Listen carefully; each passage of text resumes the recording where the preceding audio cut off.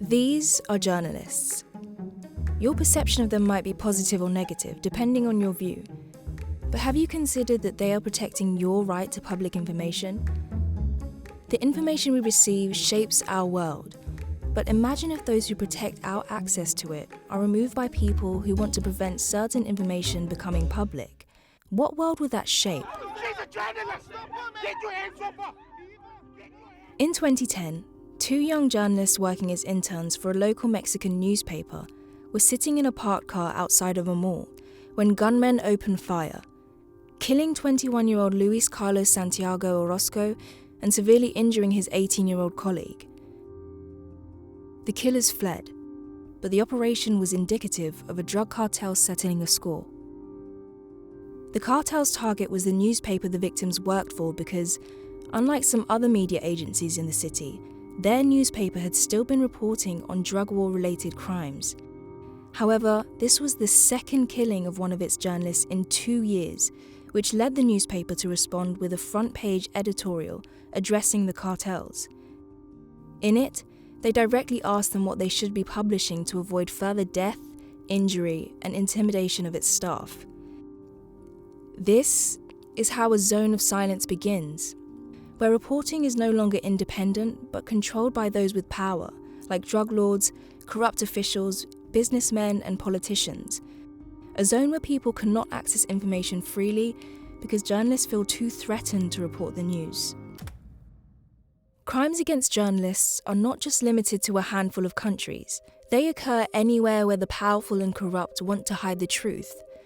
That means in almost every country, attacks against journalists are committed, including harassment, intimidation, arbitrary imprisonment, kidnappings, violent attacks, and murder. Since 1993, 1,438 journalists have been killed, but the more shocking fact is that for every 10 cases of journalists murdered, only one ends in successful prosecution of the perpetrators. These killings include those dying while reporting armed conflict, but the majority are killed in countries without armed conflict, where journalists are uncovering local stories that some would prefer hidden. In many cases, those involved in these crimes are powerful enough to obstruct investigations and justice, but in other cases, impunity comes from bottlenecks within the justice system itself. In some countries, it's due to justice systems lacking human and financial resources. In others, it's due to corruption and a lack of transparency. While in some cases, it's a lack of knowledge of good practices to investigate these crimes. This often results in the killing of a journalist just being considered a common crime that has no connection to their profession. These shortcomings in justice systems lead to cases taking many years to resolve, if at all. They represent a breakdown in security and the rule of law, which furthers the cycle of violence against journalists. And where does this lead? To the expansion of global zones of silence. Zones where only powerful people decide the news you hear. Zones which violate our freedom of expression and our collective right as a society to access information. So, how do we solve this? The way forward starts with acknowledging the complexity of these crimes and considering them as crimes against freedom of expression, not just individuals. Central to solving this issue are judicial actors, those responsible for investigating and prosecuting these crimes. Collective knowledge of how to break the cycle of impunity is required to solve the issue, and efforts are currently being made to address this.